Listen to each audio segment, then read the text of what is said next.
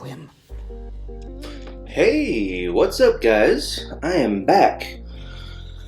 I know it's a little bit different because today is not my usual day of doing spoiler alert. So, why am I here? Well, Thor's Day. It's Thor's Day. Or is it Loki Day? Let's call it, we're gonna have a Thor's Day and it's gonna be low-key. So today we are definitely talking about the new Disney Plus series Loki. If you guys don't know about this character Loki, I am Loki of Asgard, and I am burdened with glorious purpose. Loki, brother of Thor. We have no quarrel with your people. An ant has no quarrel with a boot. have you seen any of the movies? Like seriously, he's been a thing since Thor, the first one, and then he was a thing during the Avengers first movie. So, unless you're living under a Ragnarok, you should know who Loki is.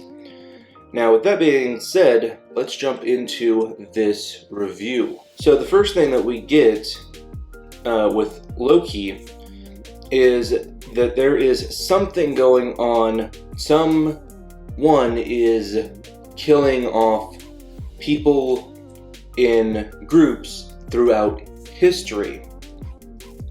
There is I would say, CSI, NCSI type, CSI group.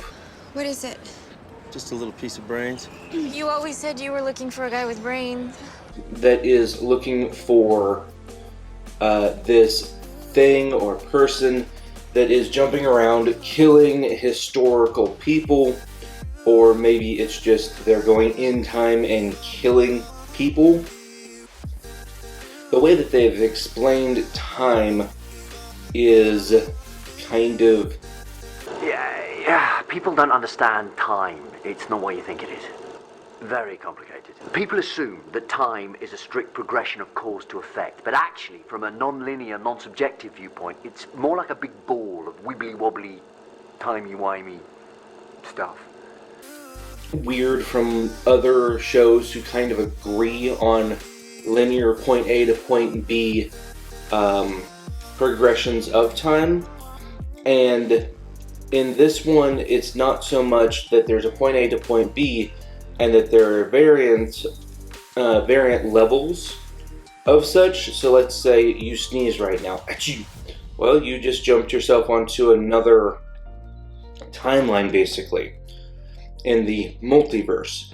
That is the part of the multiverse where you sneezed. You would just kind of create a bunch of different variants. Well, that's kind of how time works. There is a line where you do everything that you're supposed to do, and then there's another one where this line does something different, but it's the same kind of timeline. The progression is the same. The ends are different as well. So like when Doctor Strange was looking through the multiverse on all of the options that could possibly end in Endgame within Infinity War, for Endgame, he was looking through the multiverse, which is basically every possible ending, and he found out that there's only one where they win. Now, in this series, they say, oh, well, that was supposed to happen. I have a bunch of issues with this. Not only because time doesn't work like that. I believe in butterfly effect. Things that you do now will have cause and effect for the future. Things that you have done have brought you here now. Things that you do now will bring you to where you're going in the future. That's kind of how time works. If you go back in time, this is butterfly effect. You go back in time, you step on a on a butterfly, you killed 1,000 trees don't get to be grown in the future. That is basically how time has been always explained. Imagine that this line represents time. There's the present, 1985, the future, and the past. Prior to this point in time, somewhere in the past, the timeline skewed into this tangent, creating an alternate 1985. Alternate to you, me, and Einstein, but reality for everyone else. Because things change in the multiverse. So, but the multiverse is basically every single option that you've ever had branches off onto different levels that run parallel to each other. So them saying that Loki getting the Tesseract and poofing away was an anomaly, but them going back in time, stealing all of the Pym particles, Tony hugging his dad, Smart Hulk being there, Thor talking to his mom, all of that, even Star-Lord getting knocked out, none of that had an effect on the timeline. Even bigger, Thanos getting killed and getting snapped away, an entire group of warriors getting snapped away had no effect on the outcome of the future, because those were all done in the past or was someone from the past. Thanos does not live because he died in the past, so therefore he did not do anything from the future within this timeline of the multiverse. And they're saying, oh, well, that was supposed to happen. But you taking this little stone and poofing away was not. Okay. You need to explain that to me. Like, give me some details on why this is allowed, but this isn't allowed. And basically, he kind of asked the same question, and it's, oh, the group over here that controls the multiverse said, that's how we want it? Okay. No. Just doesn't work like that. That's okay, because they said yes. And then they said no to what you did. There needs to be some rules with time here. And the way that they've done the multiverse is that there were so many variants and things that shot off into different multiverses that there was a multiversial war. So all of these layers of possible things, you sneezed, you broke your leg, you got in a car accident, you ate the wrong food, you got food poisoning, whatever. All of these different options that are supposed to be running linear with each other went to war with each other because everyone kept bouncing around throughout the multiverse and causing dualities, basically. Again, explain that to me. If you're going to go timey-wimey, give me the rules of your universe. Doctor Who, very simple. He's been around for a long time. The Doctor is old. Time can... certain things in time can be fixed, and other things are fixed in time with Doctor Who. So certain things can change, and other things cannot be changed at all. So like, you can't go back and kill Hitler because that would change too much in the timeline. That would cause a big shift in things. They even had an episode where too many things, because of the Doctor being there, had changed, and they had to reset all of time itself. That makes sense, because hey, if you screw up too much stuff in time, you get a little too wibbly wobbly timey wimey, and guess what? You gotta go back and reset everything, and that made sense. Because over the, I think, what was it, at the time that I was watching, it was like, he was like 900 years old, which if you're jumping through time, that's kind of hard to calculate how old you are, because your timeline's not linear at that point. It's kind of like, well, I'm this age at this point, and this age at this point, and this age at this point, and then I'm aging as I'm jumping through time. Figure it out. But that's the issue, is that there is no time rules in this series yet. Get some time rules, set up the story. I do kind of feel like they wasted an episode, 1 out of 6 episodes, so we have 5 more to go. Don't waste it showing us things that we kind of already know, when you can go after the main thing and explain all of this stuff during that time. Oh, so you guys are time cops. We got that. Okay, so time is not, the multiverse is not layered, it's just kind of all one timeline. More like a big ball of wibbly wobbly, timey wimey stuff. Got it. Okay. Tell us the rules as you go along.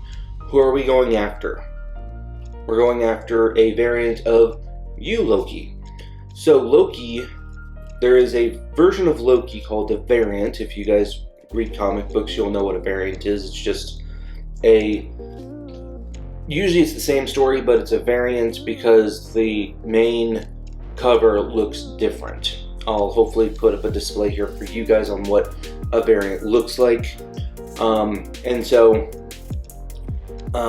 there is a different version of Loki who is out killing people in time, and maybe even time and space. We don't know what this one looks like. It probably looks somewhat like Loki, but maybe different. Might be a woman, might be an alien, might be, not alien, but like an alienish, more looking like reptilian or something. It could be any kind of, when you're dealing with the multiverse, you have, millions upon billions of options, and even trillions of options of what you can do.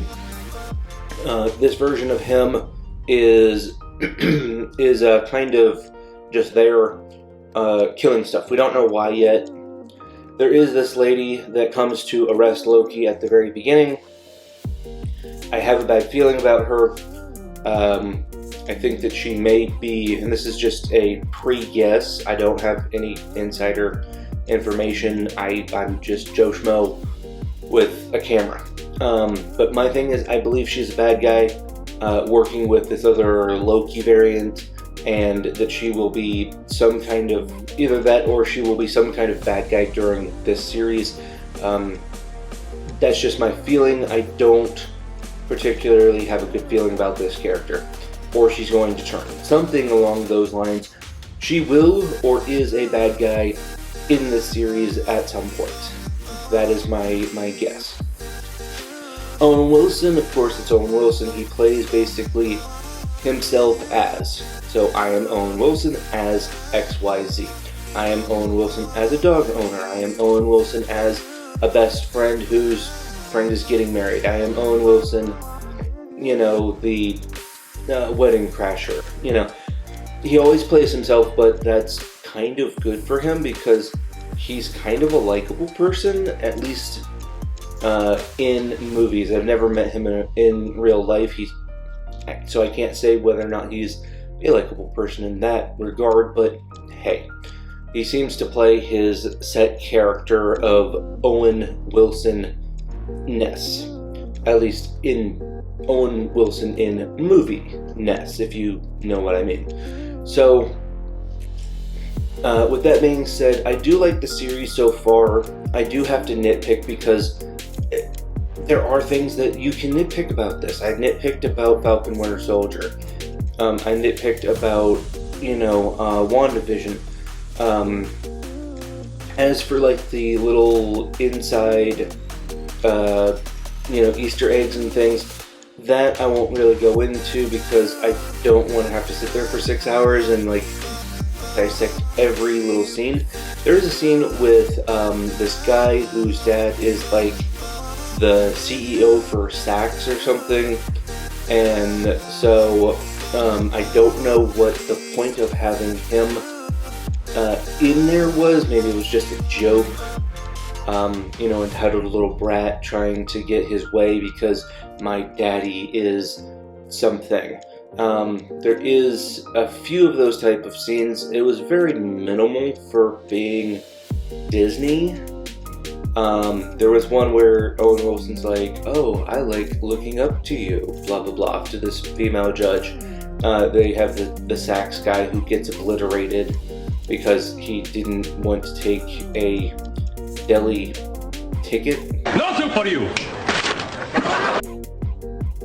Okay. I don't really see why that's necessary for someone to be totally evaporated, but it's a funny moment. I don't get it. I still think, hasn't been confirmed yet, but I still think that cat is a flirkin. Oh my God! Get that thing away! How'd they get in here? The cat? This isn't what you're afraid of, is it? That's not a cat. That's a flirkin. A flirkin. Okay, that cat in the office is a flirkin, and if they don't do that by the end of the series, I'm going to be upset because I just want to see it like be the filing case for that place. Be like, oh, we have some old papers. Here, cat. Just eat something. I want to see it.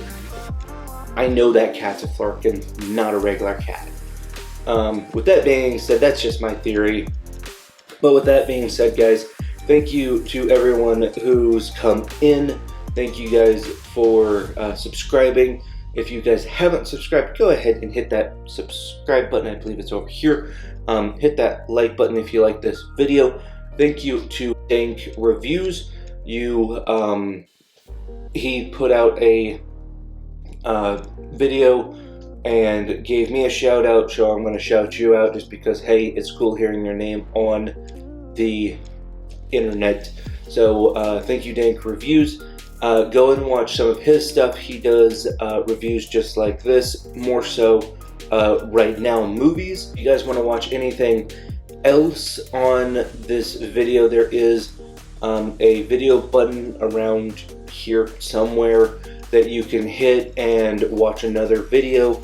I will be throwing this into a playlist for just Loki. If you want to watch my WandaVision series that I did, or the Bad Batch, or even the Falcon Winter Soldier, you can go back and watch those. You can even binge watch them if you'd like. They're about 20 minutes long each. So with that being said, thank you guys for watching again, and I will see you next time. Peace.